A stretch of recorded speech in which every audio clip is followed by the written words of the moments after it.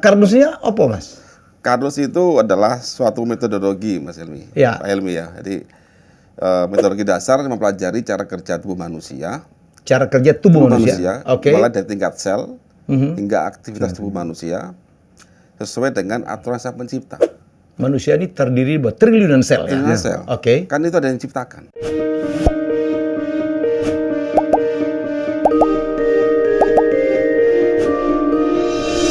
Baik, ini berita gembira ya untuk Anda mungkin penderita diabetes dan juga untuk penderita kanker.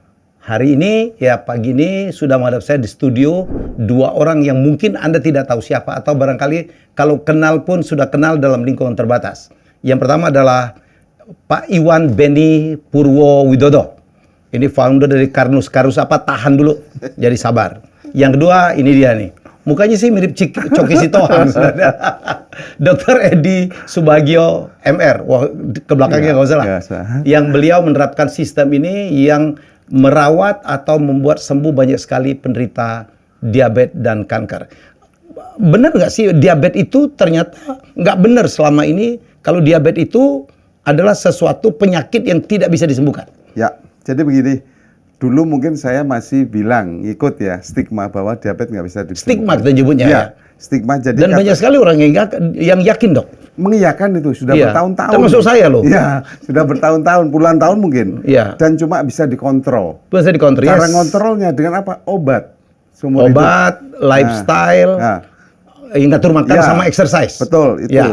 Ternyata setelah ada sebuah metode ini, konsep ini, saya menerapkan bisa sembuh ternyata. Iya. Iya. Dan itu totalitas. Proven ya? Proven benar. Ya, bukan ngomong-ngomong toh. Ini banyak bukti juga ada case repotnya banyak. Oke. Ya. Dan itu ternyata mereka mulai, tapi tidak semata-mata Karnus ini langsung ngekat obat. Enggak. Ya. Jadi step by step, jadi tahap demi tahap. Jadi tapering.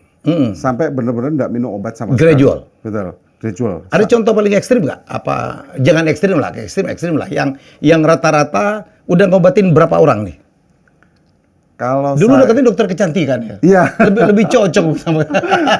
Jadi awalnya itu mungkin gini. Saya asal-asalnya itu emang dokter umum dulu. Dokter umum. Terus habis itu dapat beasiswa ke Bangkok, ke Korea juga untuk kecantikan. Nah mungkin Allah itu sayang sama saya supaya dosa kita nggak tambah banyak. Yaitu saya ikut kecantikan lah. Setelah sudah di situ nyaman, kok saya ditemukan dengan konsep ini yang sesuai dengan tujuan saya jadi dokter, yaitu untuk menyembuhkan pasien, bukan mengobati. Mulia. Karena ada dua, mulia ya. Ada menyembuhkan dan ngobatin. Akhirnya sama Allah itu diijabah. Saya diberi petunjuk dengan ilmu konsep ini ya, metodologi baru ini. Saya belajar tuh. Setelah belajar, saya langsung terapkan. Yakin betul, karena apa? Di konsep ini yang digunakan untuk keyakinan saya itu berdasarkan Al-Quran dan hadis. Itu yang saya pelajari. Sehingga semakin saya itu nambah banyak belajar Al-Quran hadis ini semua di sini. Dan saya siap syiar untuk penyakit-penyakit degeneratif, termasuk diabetes, kanker, hipertensi dan lain sebagainya. Case yang udah ditanganin? Diabetes, kanker, hipertensi, saraf kejepit, hampir semua, termasuk jantung. Paling banyak apa? Diabetes. Jadi diabetes 80% diabetes. 80% diabetes. Udah ratusan ditangani? Ratusan. Baik online dan offline. Ya, jadi itu paling banyak biasanya udah komplikasi neuropati, kesemutan, kan gitu, kaki itu paling banyak. Ternyata mereka itu obatnya itu saya bilang selalu satu kresek. Lebih dari 10 ada. Alhamdulillah atas izin Allah semua itu pelan-pelan, step-step saya dampingi dengan konsep yang luar biasa ini sembuh total. Nah, itu salah satu juga ada seorang guru besar di wilayah timur sana ya, yang sudah banyak terkenal. Beliau sudah katanya itu tinggal tunggu dipanggil Allah. Sudah pakai insulin. Sampai pakai insulin. Berapa input unit? Nah itu saya nggak. Intinya yang merawat beliau itu guru saya. Dosen saya, seorang profesor juga. Setelah itu karena sudah pasrah, dia nggak bisa ngajar, nggak bisa nguji, nggak bisa naik mobil. Dengan ketemu konsep ini, saya dampingi itu. Sekarang sembuh total? Sembuh total, 4 bulan atas izin Allah. Itu total langsung beliau statementnya gini, Dok, nggak dulu ketemu dokter Edi ya. Nah, nggak boleh gitu, Prof. Ini semua sudah diatur sama Allah, saya gitu. Jadi banyak Mas Helmi. Sampai saya jujur aja, pasien-pasien saya dari Jakarta ke Sidoarjo, Bandung ke Sidoarjo, sampai dari Banjarmasin naik pesawat turun Surabaya, landing langsung ke Sidoarjo, langsung nemui saya karena ingin sembuh.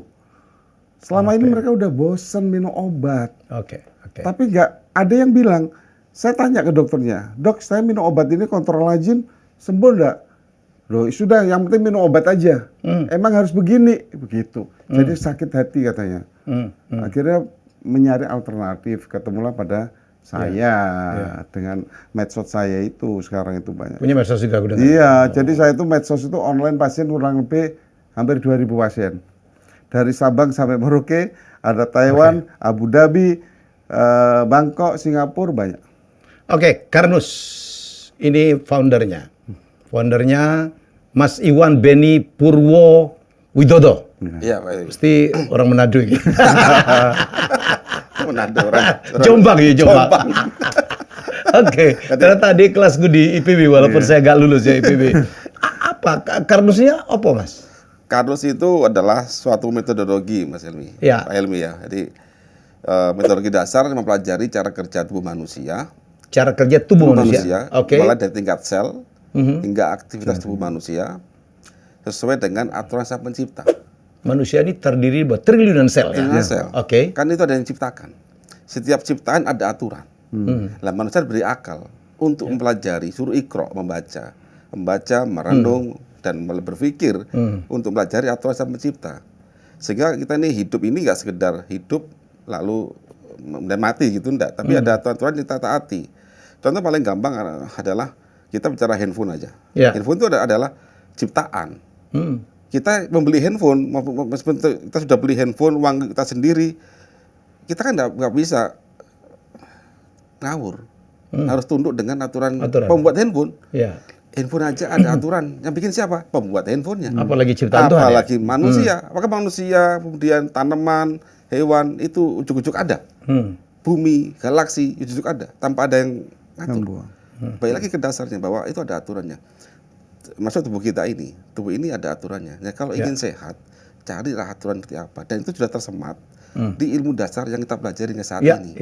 Di kimia, fisika, biologi, matematika. Tinggal kita urutkan aja. Kalau kita urutkan, makanya di kami itu ada kuliahnya yang saya sampaikan ke masyarakat. Oh, jadi Karnusi udah disampaikan dalam bentuk kuliah? Perkuliahan kami. Jadi kami ini mengundang masyarakat membelajarkan konsep Karnus secara dasar. Kita mulai dari tingkat atom kita belajar. Jadi kita ini mengkoneksikan the dot. Bahwa ilmu itu sangat berhubungan. Dari mulai fisika, kita belajar fisika tentang atom, tabel periodik, hingga ke biologi, ke manusia. Itu berhubungan semua, Pak. Oke. Nah, kita urutkan aja. Kita ketemu alurnya. Dan ternyata ada nih satu hal yang memang masih lag dalam kehidupan sehari-hari kita. Contoh yang paling gampang lah. Lambung kita ini. Lambung ya? Iya, lambung itu. Lambung, oke. Jadi lambung kita tuh sangat apa ya, sangat dikami hitamkan itu loh. Dikami hitamkan? Dikami hitamkan. Maksudnya? Berapa banyak sekarang katakan bahwa asam lambung itu jahat. Ya kan? Nah, padahal saat kita tahu bahwa manusia ini terdiri dari sekian triliun sel dan dia ada aturan cara hidup sel. Sel itu bermasyarakat, namanya organisasi kan, dengan undang-undang, ada aturan kan ya. Nah, sel itu butuh makan, ya kan? Yang dimau sel itu apa sih? Dia nggak doyan namanya nasi pecel, nggak doyan sel itu. Yang dimau sel apa? Saat saya makan karbohidrat dari nasi, dia maunya glukosa. Yang makan protein dari empalnya nasi pecel, dia butuhnya asam amino. Asam amino. Iya, kan, daging ya. Yang mecah itu siapa sih? Asam lambung, Pak Helmi. Nah, ternyata yang mecah itu asam lambung. Itulah fungsinya asam lambung. Iya, kalau asam lambung itu tidak diberi asam dan satu nggak ada gunanya, ngapain Sang Pencipta ngasih asam lambung di situ?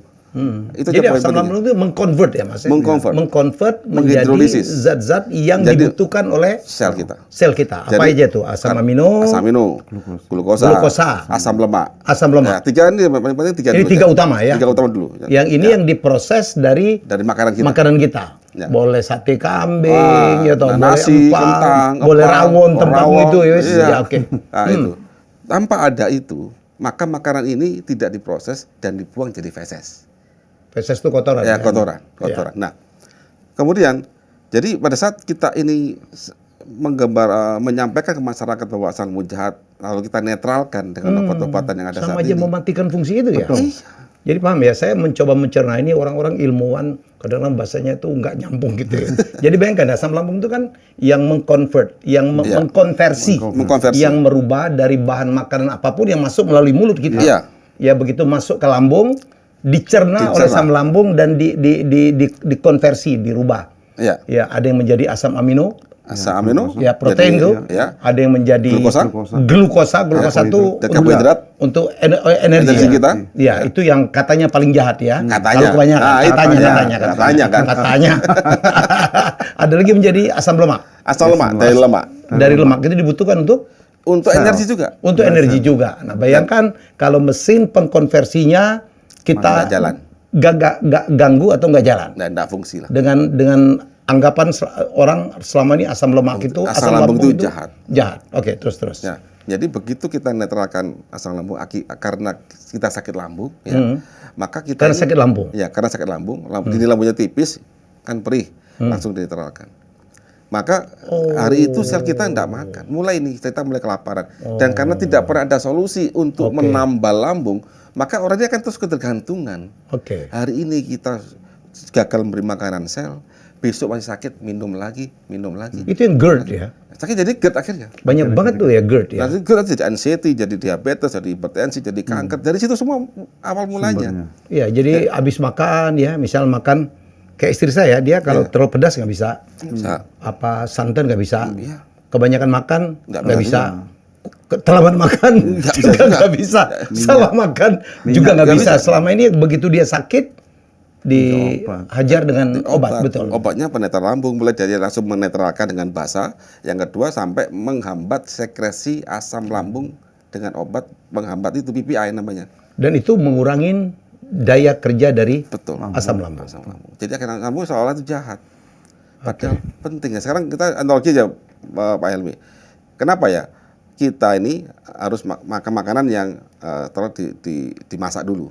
Kenapa kayak mungkin komodo kok bisa makan bangkai dan dia nggak mati gitu ya.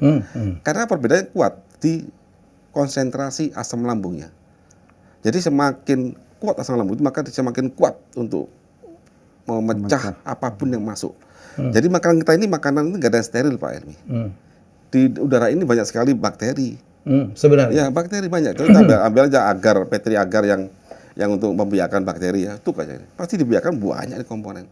Otomatis makanan kita taruh di meja itu pasti banyak komponen bakteri dan lain-lain. Nah, bakteri waktu kita makan kena asam lambung itu pecah mati dia. Karena di lambung juga ada asam. Ada asam. Asam itu yang mecah dia. Asam itu yang mecah dia, yang mematikan dia juga. Jadi kuman-kuman bakteri-bakteri tertentu pasti, ya.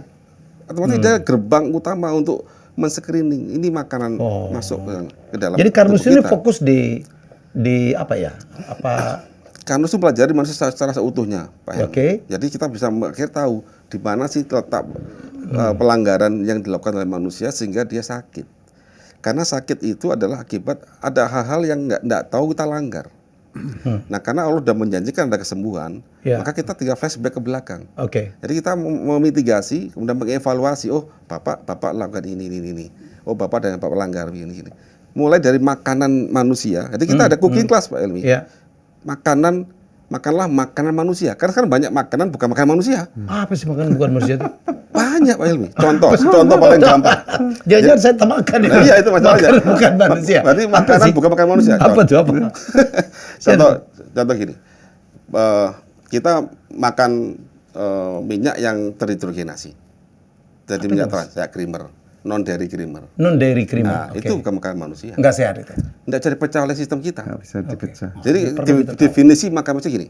Yaitu makanan apabila kita konsumsi bisa dipecah oleh sistem pencernaan, kemudian bisa dibawa oleh darah dan bisa dimetabolisme oleh sel hingga menjadi energi di mitokondria. Jadi ada makanan yang tidak bisa. Nah, kalau itu nggak dijalankan nggak bisa. Apa aja Mas?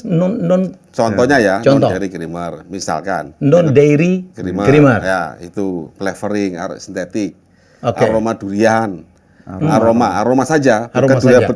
betulan ya. Duriannya masih aman lah. Durian masih aman, Iya. nggak apa-apa. Nggak boleh banyak tapi.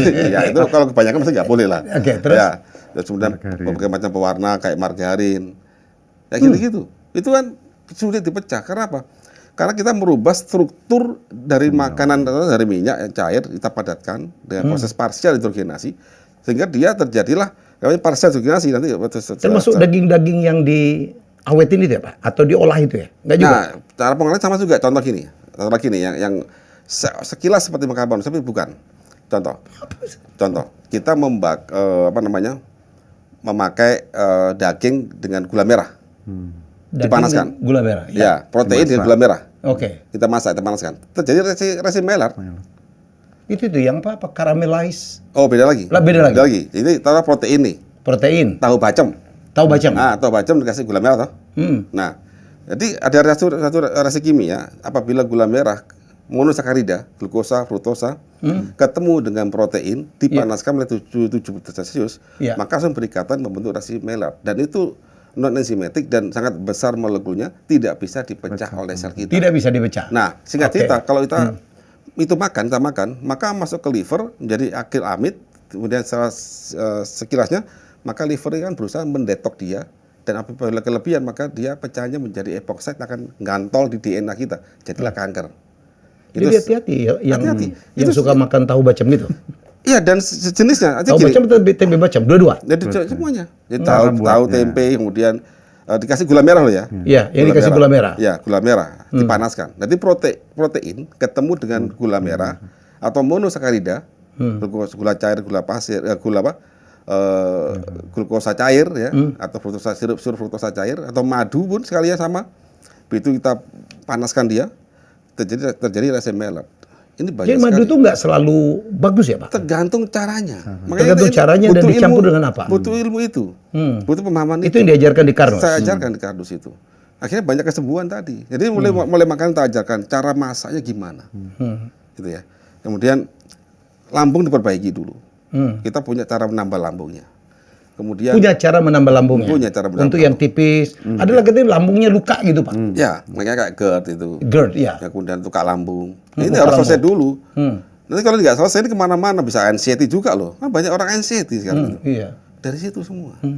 Wow. Jadi sebenarnya makanan kita kasih ilmu tata cara masak, cara pemilihan menu. Sehingga nanti mudah. Contoh sekarang gini, orang bicara gula pasir itu jahat. Di Karnus, enggak, dia nggak jahat gula pasir itu. Justru dia aman kalau untuk masak begitu. Justru lebih aman? Lebih aman dibandingkan gula merah untuk masak bacem. Kenapa? Tapi kalau gula merah enggak untuk bacem aman dong? Aman. Nah, contoh gini, saya bikin kacang hijau nih. Kacang hijau jika mau pakai gula merah, kacang hijaunya harus masak dulu tanpa ada gula. Gula merah sendiri. Nanti mau makan, ambillah kacang hijau sama gula merah campur di mangkok. Kalau dicampur dari awal? Nggak bisa, kan direbus loh. Direbus ya. Ini kan saya bilang setelah mateng, ini gula merah kita cairin dulu. Nanti setelah agak dingin, suhu 40 derajat, kan agak hangat tuh, kasihlah gula. Jadi kalau ada itu nggak bagus? Nggak bagus kalau waktu dia direbus. Gula merah, gula aren, tapi gula aren beda lagi? Sama saja. Jadi gula merah ada dua jenis. Ya. Satu gula merah kelapa. Dari tebu. Satu lagi gula merah dari non tebu. Contoh aren, kelapa. Ya. Tebu itu kalau tebu ya, kita bicara tebu itu ada dua jenis gula. Satu sukrosa, itu disakarida. Satu lagi glukosa, fruktosa, gula sederhana. Itu gula cair. Nah, gula pasir itu sejak zaman Nabi Adam sudah pasir bentuknya. Cuma waktu jadi nira tebu itu masih nggak kelihatan. Begitu nira itu kita pekatkan, maka sukrosa kan misah sendiri. Jadi di pasir itu. Nah, pada sukrosa itu gugus aldehid sama keton, nanti fruktosa sama glukosa itu berikatan begini. Jadi dia aman. Kalau gula cair, gula merah itu akan banyakkan gula itu kan kadang gula pasir yang dicairkan. Kalau gula pasir kan tetap dia berikatan. Enggak apa-apa. Masih sukrosa dia. Yang saya maksud glukosa, fruktosa bebas adalah memang dia setelah strukturnya memang dia bebas, glukosa dan fruktosa bebas. Kalau sukrosa itu, gula pasir itu adalah glukosa, fruktosa berikatan. Jadi kristal. Itu aman? Itu aman. Kalau ketemu protein dia masih aman. Dia nggak berikatan. Makanya waktu kita memasak misalnya, saya mau masak nih pindang ikan. Palembang nih. Itu saya suka itu. Iki wong Jombang tapi di Palembang. Bang. Pindang ikan. Iya, iya. Nah, pindang ikan. Ikan patin. Ikan patin, ikan baung boleh. Ikan baung boleh. Waktu kita masak airnya itu kan ada kasih kadang gula merah atau gula merah ya. Atau gula pasir ya. Oke. Maka saya ganti gula pasir, itu aman. Tapi kalau gula merah. Jadi artinya gula pasir itu relatif lebih aman daripada gula merah. Untuk Baru tahu konteks saya. dengan ketemu protein ya. Ketemu protein. Konteks protein. Suhu sekian. Itu udah aman. Sekarang kan banyak sekali kopi itu dikasih gula aren. Nah, kalau kopi masih aman, karena kan kopi nggak ada, kecuali kopi kasih susu. Kecuali protein. Nah, kasih susu, kan ada proteinnya tuh. Ya, double juga ya. kita Susu kental kasih- manis lagi. Oh, bentar. Jangan. Jangan. Nah, Iya, nih, hal begitu hati-hati. kami ajarkan. Tapi kami punya dasar, Oke, Pak Helmi, oke. di secara saintifik. Oh, banyak banget saya dapat ini. Saintifik. Nah, contoh telur dadar. Apa? Telur dadar. Telur dadar. Iya, Ah. itu masalah itu. Kenapa? Jadi gini. Ya bener loh. Masalah di mana telur dadar? Salahnya telur dadar itu apa? Tetap nggak salah, yang bikin yang salah yang dadarnya yang salah.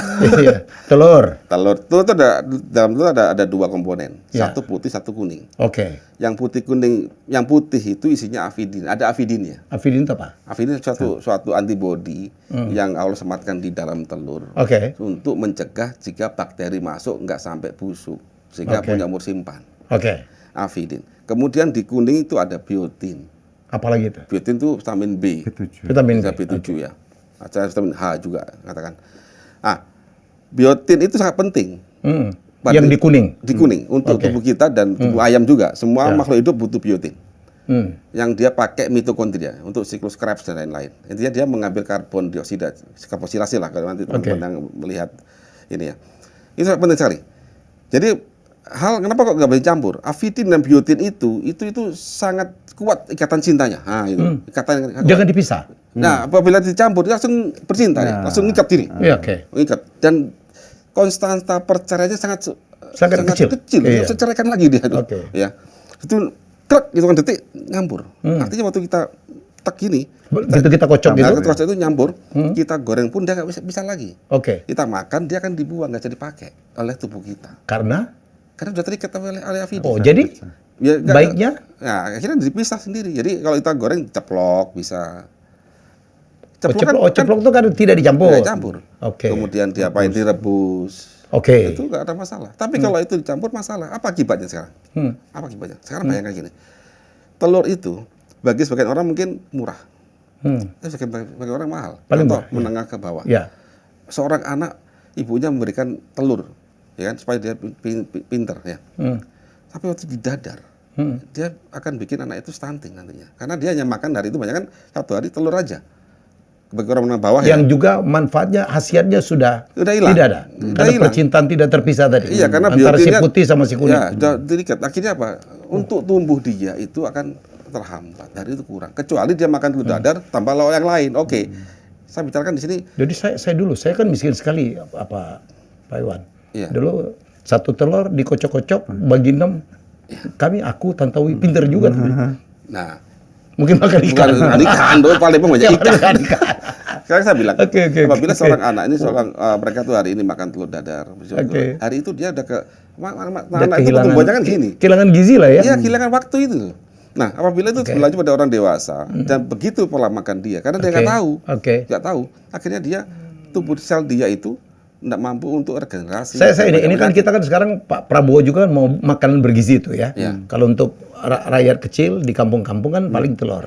Jadi boleh dong kalau putihnya sama kuningnya dipisah aja. Bisa aja. Kuningnya dikocok. Betul. Ya kan? Itu kami ajarkan tuh di Cooking Class. Dengan apa? Bumbu. Dengan tepung segala macam ya. Yang putih juga dikocok. Boleh dong. Boleh dong. Yang penting percintaan ini dipisah dulu. Nah, jadi gini. Caranya nih Bang Hilmi ya. Jadi putih itu kami kasih itu loh bawang merah, bawang putih serah dia ya. Supaya banyak. Kocok susuk. Masak dulu. Sampai dia mulai gumpal. Oke. Nah, gumpal dia rusak avidin. Iya. Rusak. Setelah dia gumpal, masukin kuning. Kan jadi itu dadar. Dan dia tidak bersatu. Tidak mengikatkan diri. Mengikat kan sudah. Itu teknik Jadi aja. pelukan boleh tapi jangan terikat. Ya, nggak terikat. Oke. Dia udah ceraikan lagi. Jadi pakai. Hal kecil, tapi kalau dia nggak tahu. Oh iya. Wah, berarti kalau dipakai tiap hari dong. Masalah. Iya, masalah gitu. Lagi banyak orang sakit di situ. Oke, saya ke Ya. Dr. Edi. Apa yang membuat Dr. Edi jatuh cinta dengan Karnus? Satu, pertama. Kalau aku dokter kecantikan tuh duitnya lebih banyak deh. Di samping, wah karena ini sunatullah atau apa udahlah itu. Jadi kenapa saya tuh cinta banget konsep Karnus? Satu, Iya. di akidah keyakinan saya itu harus pegangannya Al-Quran hadis. Oke. Itu yang banyak teman-teman saya, saudara saya lupa dengan itu. Oke. Ya, lupa banget. Sehingga dia tetap egonya dengan ilmunya begitu. Padahal ingat, kelihatan kenapa kok sumbernya penyakit nggak pernah dipegang hulunya? Sumbernya penyakit. Iya, padahal di hadis sudah ada. Al-Hafidz Asyuti rahimahullah. Sumbernya penyakit itu adalah jeleknya al-barada. Al-barada itu jeleknya pencernaan. Yang bisa mencerna di tafsir itu lambung. Lambung. Itu nggak pernah disentuh. Coba lihat Pak Helmi, semua sakit apapun yang disikat dari situ. Iya. Tak pernah mikir lambung. Disalah-salahin terus ya. Iya. Dinetralkan Padahal pula. kita butuh dia ya. Iya. Lambung, gara-gara lambung bisa hipertensi, lambung bisa diabetes, lambung bisa stroke, lambung bisa jantung, lambung bisa saraf kecepit, lambung bisa jadi kanker. Ini ada yang nggak setuju. Kasihan lambung itu. Iya, makanya emang sumbernya di lambung. Terus saya yang menguatkan lagi, ada hadis Muslim itu udah jelas, kita harus percaya hadis kan? Iya. Likul lidain dawaun, segala penyakit itu ada obatnya. Dikuatkan hadis. Jadi nggak ada lagi. cerita bahwa diabetes itu nggak bisa Nggak bisa sembuh, nggak nggak ada. Dikuatkan ini hadis Bukhari, ma anjalallahu da'in ila anjalallahu sifa'a. Tidaklah Allah menurunkan penyakit kecuali Allah menurunkan penawarnya, obatnya. Ada. berpasangan selalu. Iya, ini yang saya membuat kuat jatuh cinta Karnus. Setelah itu apa? Yang kedua, produknya itu memang alami. Bekatul loh, Pak Emil kan tahu bekatul. Bekatul tahu, ya. Itu dikasihkan hewan-hewan. Iya, Kita makanan nggak bebek makan, itu Pak. Iya. kita nggak makan bekatul, Iya. makanya hewan-hewan bebek jadi sehat. Iya. Justru bekatul itu yang saya dapat ilmu yang jadi Prof Aku ya, yang ngajar dulu kuliah itu. Dari IPB juga kan, Menteri Pertanian era SBY. Nah itu bekatul itu luar biasa nutrisinya. Pak Anton. Saya baru tahu. Pak Anton. Anton Apriantono. Apriantono, ya. Wah, temenku itu. Iya, CKS. Nah, Beliau ikut di kakak juga. Di Karnus sekarang? Iya, ngajar beliau itu. Hai. Pak Anton, oke gitu. Jadi salah satunya di beras itu, mungkin saya bingung gimana caranya satu beras ditempel bekatul. Gimana ngelemnya, kan saya begitu. Ternyata saya ke pabriknya sudah ada alatnya untuk ditempelkan. Nah, dari situ itu alami. Sampai produk Karnus ini untuk anak bayi pun bisa. Produknya bentuk apa sih? Nutrisi sih. Nutrisi Semua. Jadi kita ada yang dijadikan minuman gitu. Jadi suplemen. Jadi kita ini setelah kita mengkaji semua tadi, maka pertama kita butuh nutrisi bagaimana bisa menambah lambung. Akhirnya saya menambah lambung. Ya, merekonstruksi lambung. Ternyata lambung itu ternyata mukosa terbuat dari glikoprotein dan kita bisa bikin itu dari kolagen tipe 3. Kebetulan saya pakai kolagen pertama only one di Asia Tenggara, Pak Hilmi, alhamdulillah. Dan kemudian kita ada riset tentang pati dari pisang. Jadi pati dari pisang itu saya kasihkan dengan kolagen saya, jadilah kayak mucin itu. Kayak apa? Mukosa lambung itu.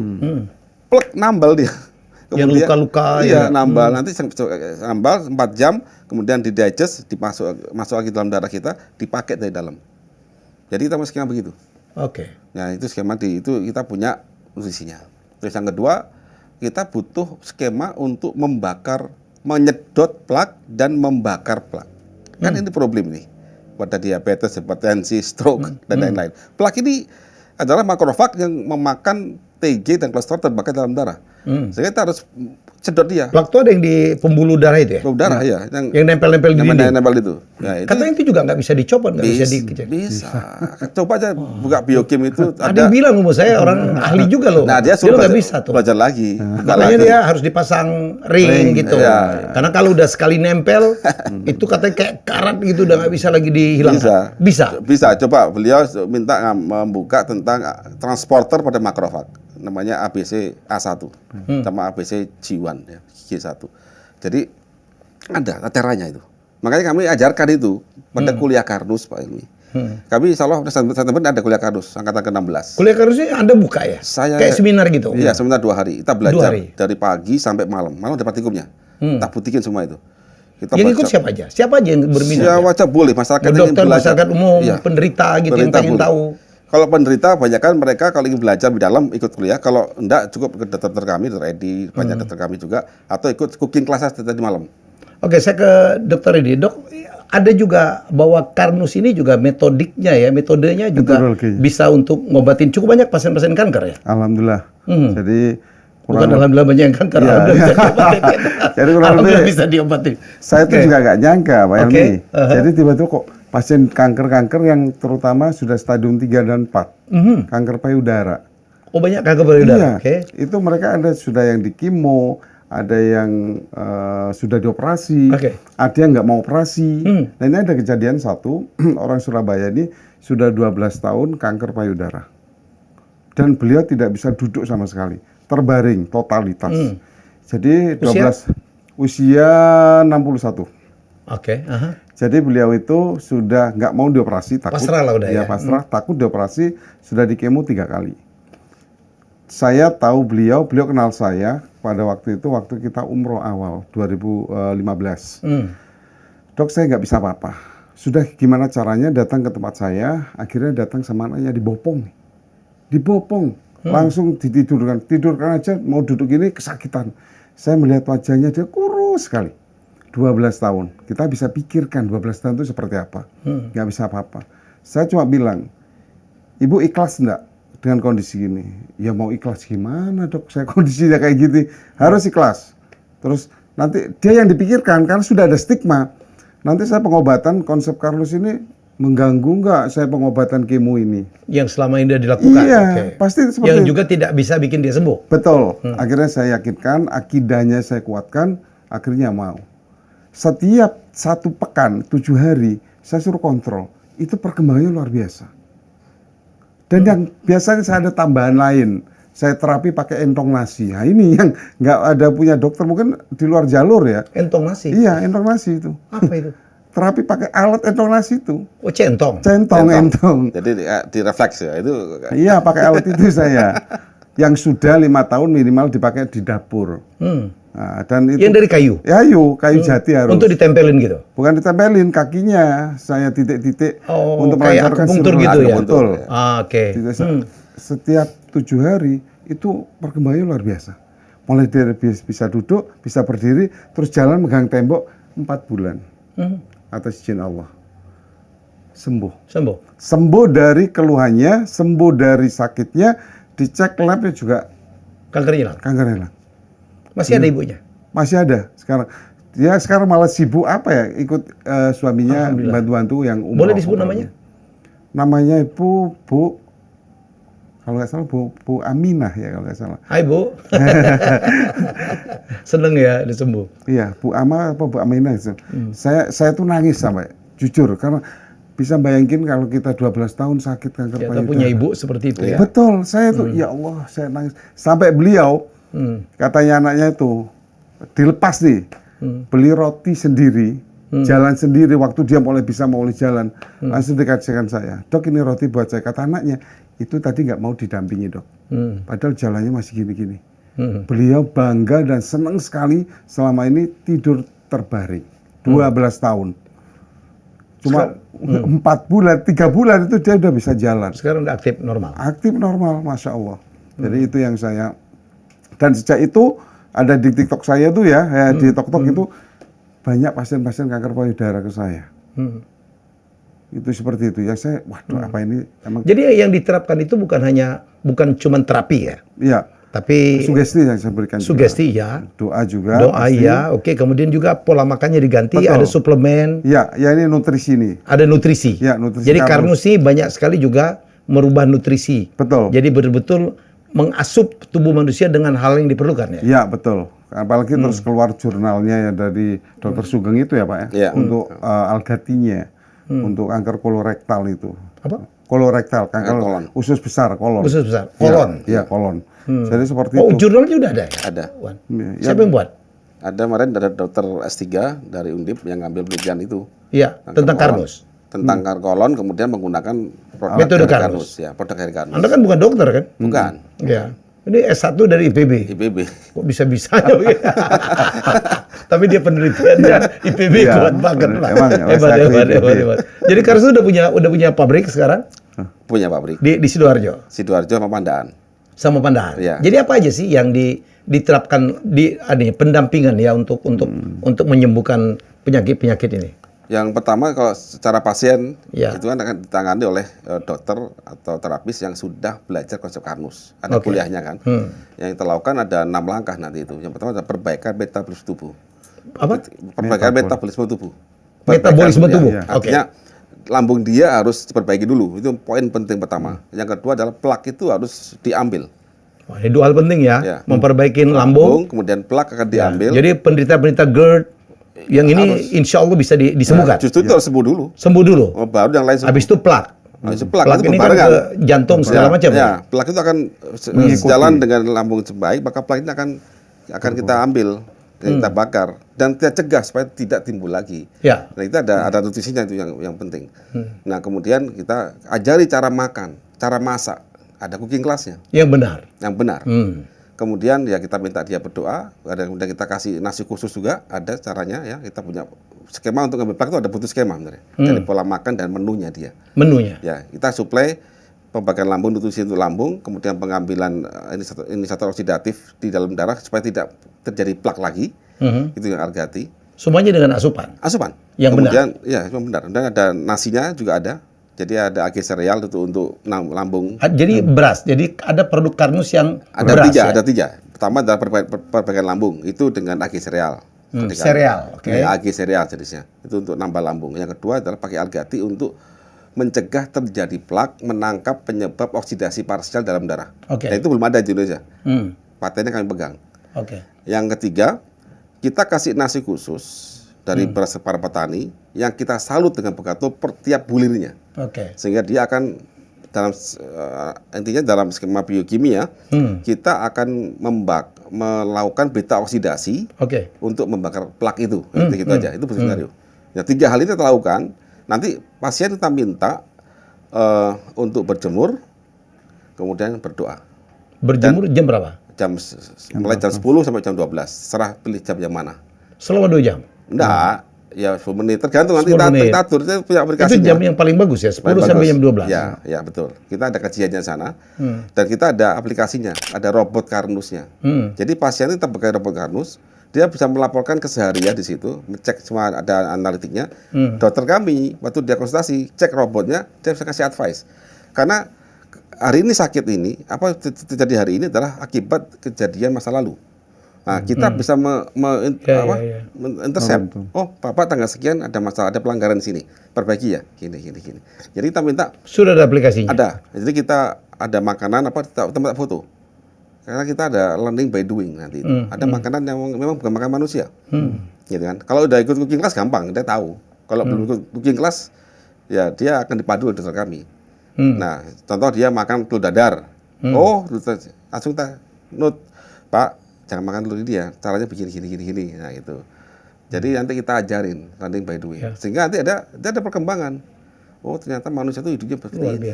Sampai dia lulus 4 bulan. Kita minta cek lab seminggu 2 kali, cek darah, cek asam urat, manual sendiri, input data, cek tensi, input data. Nanti ada grafiknya, kita kan bisa analitik situ. Sehingga dokter-dokter kami itu bisa memberi advice tidak berdasarkan nujum, karena ada data. Gitu. Data ya. Jadi kita punya aplikasi rumah sakit pribadi dia, dimanapun dia berada. Makanya tadi bisa online sekian ribu orang ya pasiennya, kami atur di sana itu. Jadi untuk pasien mudah sekali. Kita akan rawat dia, tapi dia ingin belajar lebih dalam, bisa ikut seminar kami. Itu yang untuk pasien ada. Yang tadi malam kita dengan Prof. Iris di Hotel Sofian. Kami tiap bulan ada Jakarta, Pak. Untuk kalau orang daftar kemana? Ke website juga? Ada websitenya. Website Karnus. Website konsepkarnus.com atau Instagram konsepkarnus official. Konsepkarnus.com. Untuk yang ke IG mana? IG-nya konsepkarnus official. Official. Ya. Official. Konsepkarnus official. Itu nanti ada link-linknya untuk mendaftaran. Mas Iwan, tadi yang produk-produk itu semua BPOM aman dong ya? Aman. Dan semuanya buatan dalam negeri. Dalam negeri. Dari petani-petani kita. TKDN 100%. Kecuali tintanya doang. Mungkin impor tintanya. Saya nggak tahu. Kan mencetakkan orang lain. Sama plastik ya nggak tahu. Tapi semuanya tadi itu dibuat dari petani kita. Kami bina petani itu. Dari teh kebun kita yang terbaik. Karena kita pakai. Halal udah aman ya? Pasti halal. Dan kolagennya dari tulang sapi lokal di Indonesia. Ya, karena dia tadi cerita di depan juga tentang menciptakan apa? Kolagen juga ya? Ya, jadi pabrik kolagen pertama dan only one di Asia Tenggara halal itu kami yang punya. Kalau yang produksi luar, mohon maaf lah ya. Ya, belum tahu. Saya dulu 6 tahun menjadi presenter acara yang dilakukan oleh BP POM kalau nggak salah ya. Bukan BP POM yang Aisyah Amini kalau nggak salah ya. Yang menginfokan tentang halal-halal gitu. Haram. Dulu di TVRI. Oh, LP POM kali ya? LP POM lupa MUI. saya. LP POM MUI saya MUI, lupa. ya. Ya, LP POM. Ya, memang 6 kan tahun. kolagen gelatin terbuat dari tulang hewan. Tulang hewan yang tidak halal.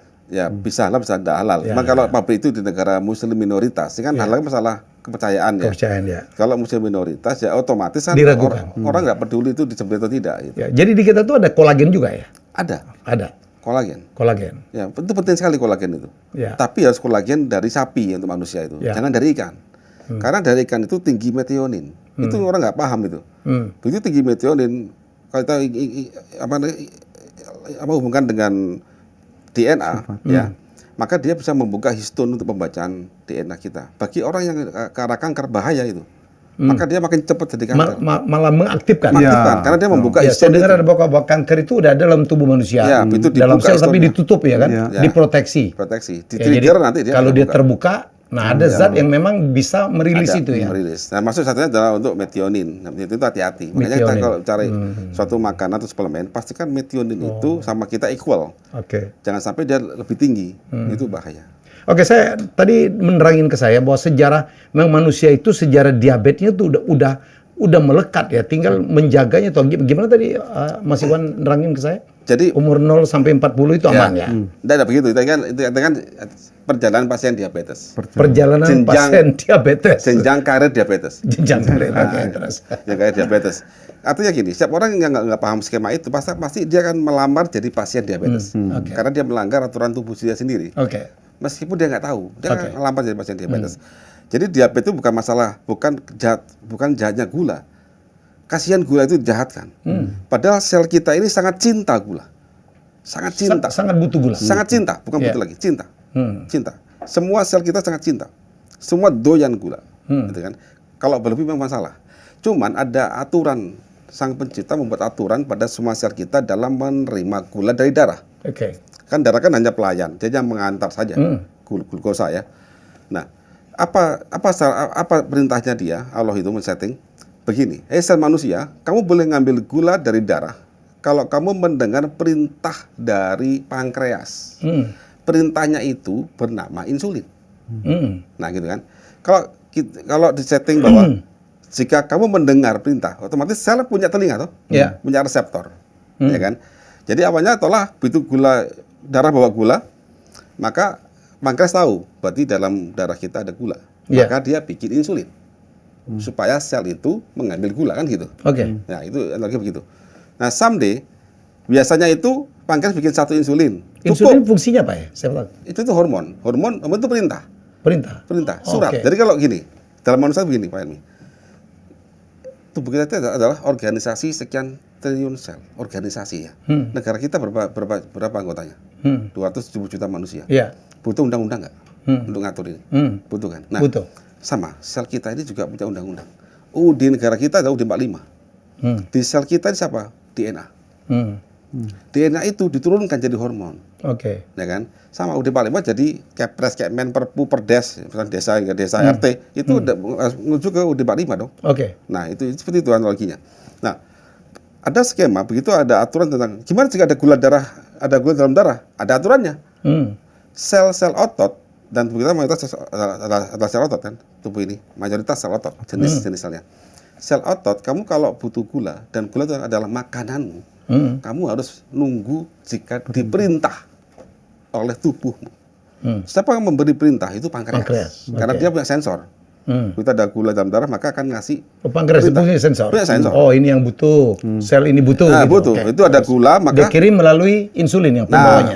begitu ada gula dalam darah, Ya. itu si pankreas kan tahu. Maka dia langsung bikin insulin, Insulin. bikin perintah. Nah, begitu insulin dibikin akan dikasih ke dalam darah, dibawalah ke darah itu. Begitu temu sel otot, dengar perintahnya, gitu kan? Oh, ada insulin, berarti ada gula di luar tubuh saya, di luar sel. Maka dia langsung tahu dan dia buka pintunya, gula masuk. Sehingga gula darah akan turun kan, normal lagi kan. Itu skemanya begitu. Nah sekarang bayangkan, jika telinga sel itu tuli, ada yang nutupin. Nutupin, contoh plak. Ya. Contoh lagi, ada suatu ledakan kecil akibat partial hidrolisis, partial oksidasi dalam darah menghantam reseptor telinga sel, kan rusak. Akhirnya begitu pankreas itu mendeteksi ada gula tinggi dalam darah karena habis makan, ya, terus dia bikin insulin. Kok nggak denger? Kok gula nggak turun-turun? Itu pankreas tahu loh, dia mensensor itu. Akhirnya dia bikin lagi 2. Nah 2 baru denger. Besok lagi, mungkin seminggu depan lagi, bikin 2 insulin, tidak dengar. Bikin 5, bikin 10. Nggak terasa 5 tahun kemudian, usia 40, dia bikin 100, masih nggak dengar. Terus bikin lagi, nggak mampu pankreas. Itu diabetes. Jadi masalahnya adalah, kenapa ini sel tuli? Siapa bikin tuli? Itu nggak pernah diselesaikan. Di pengobatan kita manapun. Apa penyebab dia tuli? Nah, dari kajian kami itu adalah, pertama dia teroksidasi akibat tubuh kita gagal memecah lemak. Gitu ya. Sehingga oksigen membakar dalam darah. Lagi-lagi ini karena jadi plak, kegagalan tadi di asam lambung. Di lambung itu. Di lambung, okay. Nah, jadi gini, Pak Rimi. Itu kalau nanti someday Pak Rimi belajar di korea gini. Kita punya karbohidrat, protein, lemak. Ada 3 ya. Makanan utama kita ya. Karbohidrat dan protein itu harus dipecah di lambung dulu supaya bisa masuk dalam darah. Jadi kalau karbohidrat jadi glukosa baru dalam darah. Protein dipecah oleh asam lambung jadi asam amino baru baru masuk dalam darah. Kalau ini gagal dipecah jadi feses. Artinya nggak ada gunanya. Artinya dalam darah akan rendah gula, akan rendah asam amino. Jadi feses. Kita punya lemak kan, satu lagi lemak. Lemak ini dalam lambung dipecah di anu aja, tapi masih masuk dalam darah kita tetap lemak lagi. Nah, padahal sel maunya asam lemak. Jadi lemak ini pemecahannya terjadi di dalam darah, bukan di lambung. Tapi untuk memecah lemak ini butuh enzim, namanya lipoprotein lipase. Nah sekarang bayangkan, saya makan tempe. Tempe itu kan ada lemaknya, lemak tempe, lemak kedelai, minyak kedelai, ada protein kedelai, ada karbohidrat dari kedelai. Jika lambung saya benar, maka protein kedelai akan jadi asam amino kedelai, masuk dalam darah saya. Karbohidrat kedelai akan jadi glukosa dan masuk ke dalam darah saya. Lemak kedelai masuk dalam darah saya, belum masuk. Begitu ketemu sel nih, begitu dia minta gula, oh ada gula. Begitu asam amino, oh ada asam amino. Begitu dia minta asam lemak, nggak ada. Darah bawanya adalah lemak, triglycerid. Ya, lemak itu triglycerid. Si sel maunya apa? Asam lemak, bukan triglycerid. Ini kegagalannya karena tadi asam lambung tidak memproses ya. Begitu dia minta asam lemak, di dalam darah adanya triglycerid, ya kan? Maka tubuh langsung membuat enzim. Enzim itu bernama lipoprotein lipase. Enzim terbuat dari apa? Asam amino.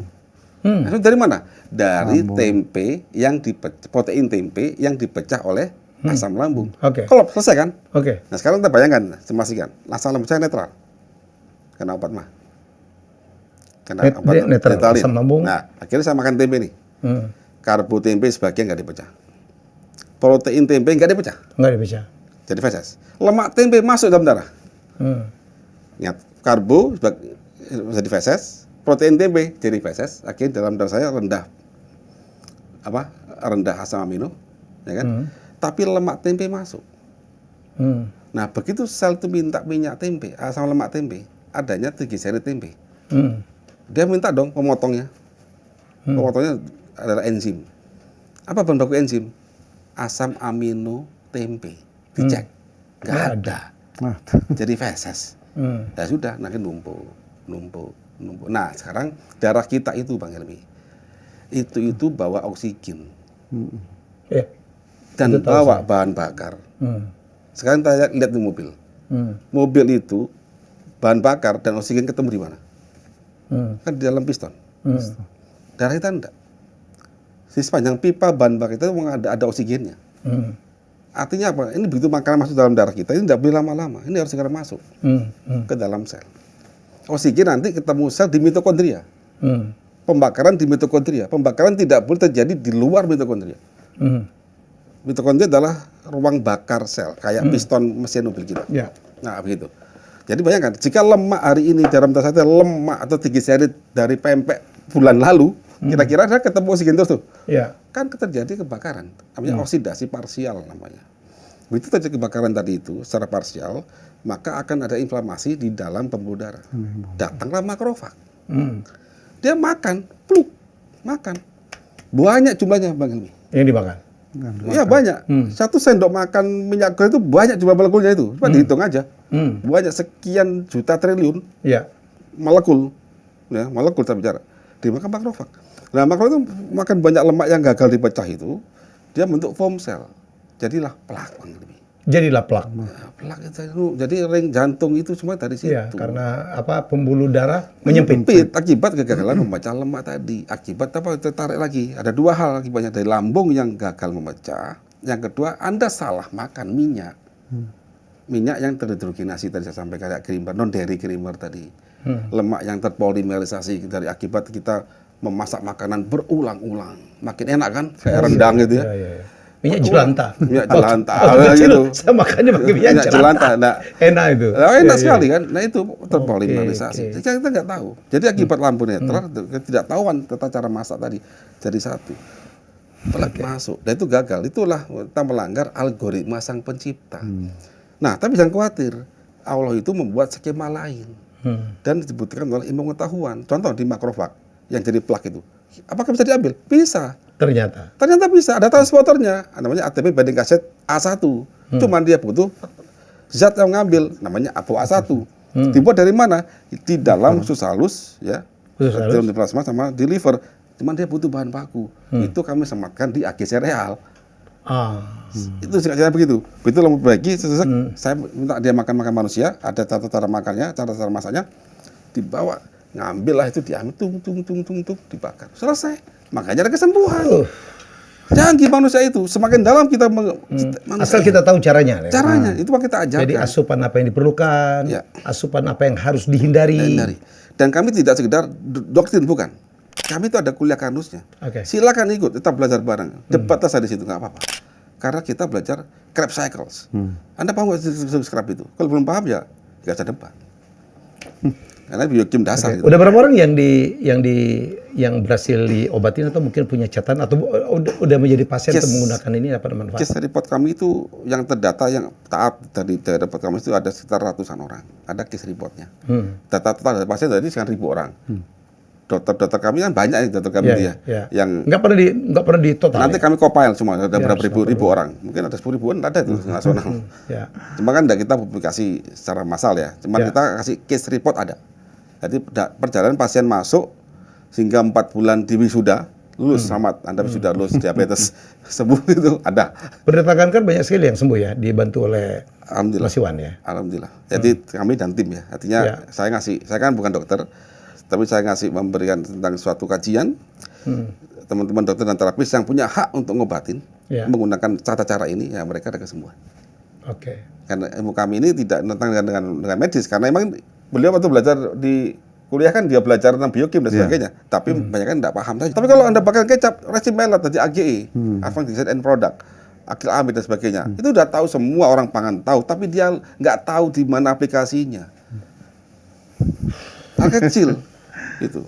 Kayak tempe bacem tadi. Nah, tempe bacem. Contoh mau bacem jangan pakai gula merah, pakai gula pasir, nggak apa-apa. Kalau tadi Wan apa ininya? Istilahnya tuh kalau di reaksi melat. Melat. Berarti reaksi antara protein gugus NH3 ketemu dengan gugus gula. Yang akibatnya membuat satu ikatan glycation antara protein dengan gula kuat. Nah, membuat endingnya jadi advanced glycation end product. Itu senyawa radikal ya, yang dia reaktif sekali, yang tidak bisa dipecah oleh sistem metabolisme tubuh kita.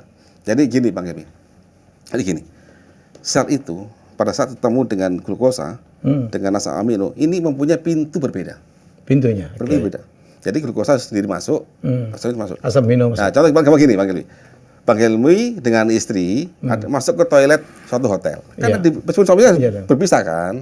Kalau perempuan ke sini, karena Bang Helmi gandengan sama istri di borgol, ini kemana kita ini? Nggak bisa. Ya sama begitu. Jadi ini katanya kuat sekali. Jadi dia nggak bisa masuk? Nggak bisa masuk. Nggak masuk. Terus di dalam darah ada oksigen. Ya kau bakar ya. Liver harus nyelamatin. Nggak ada fungsinya ya? Nggak ada fungsi dan beracun. Ya beracun. Akhirnya dan dia bereaktif sekali. Jadi makanya nanti kita belajar tentang di kampus itu dasar kami di biokim dan di gugus kimia organik dasar. Jadi pada saat kita belajar sana kita tahu mana yang nggak boleh, mana yang boleh. Secara sifat dari molekul itu harus tahu selama kita masih hidup di dunia. Dan satu lagi Bang Helmi, selama hidup di dunia ini kita harus paham bahan bakar mesin kita, sel kita. Ya, bahan bakar sel tapi di tingkat ruang bakarnya. Kalau seorang driver ya bicara mobil, maka dia harus tahu mesin saya itu mesin injection, maka bahan bakar saya adalah bahan bakar cair yang harus bisa disemprotkan di dalam ruang bakar. Itu harus tahu dia.